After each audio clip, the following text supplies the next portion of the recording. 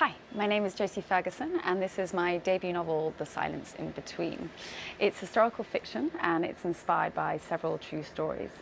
It's about a woman, Lisette, who is separated from her baby when the border between East and West Berlin is closed overnight in August 1961.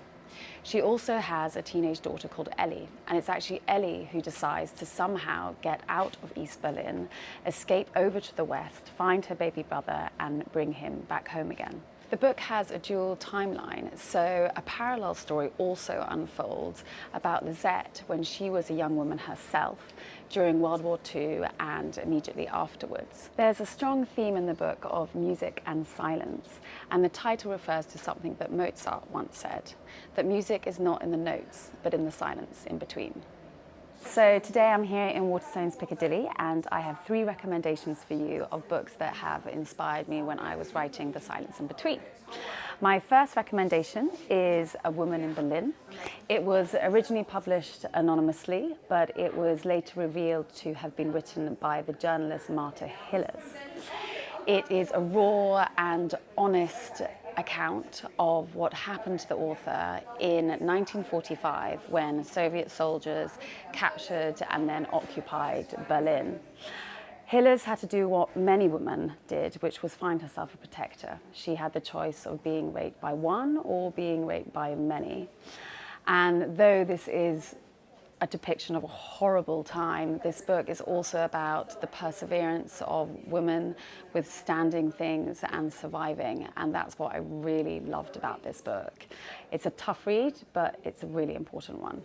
My second recommendation is Tunnel 29 by Helena Merriman. I first listened to BBC Radio 4's podcast of the same name, and then I just had to buy the book. This is a true story about Joachim Rudolph, who built a tunnel underneath the Berlin Wall, but little did he know that the Stasi were closing in.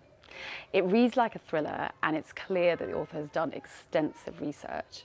It's not just, though, about an escape attempt. It also really shows you what Berlin was like during that time, the fear, the constant surveillance. And yet, when walls are built, people always find a way over or under them. My final recommendation is The Nightingale by Kristen Hanna. This is one of my all-time favorites. It's historical fiction at its best. I love all her books, but this one is a standout for me. It made me sob, which I think is a really good sign of an excellent novel. It's about Vianne and Isabelle, 2 sisters in France during World War II. And while Vianne has to make some very difficult choices back at home, Isabelle decides to join the French resistance and risks her life to save others. There are very few books written about women in wartime, and this really is a story that I believe deserves to be heard.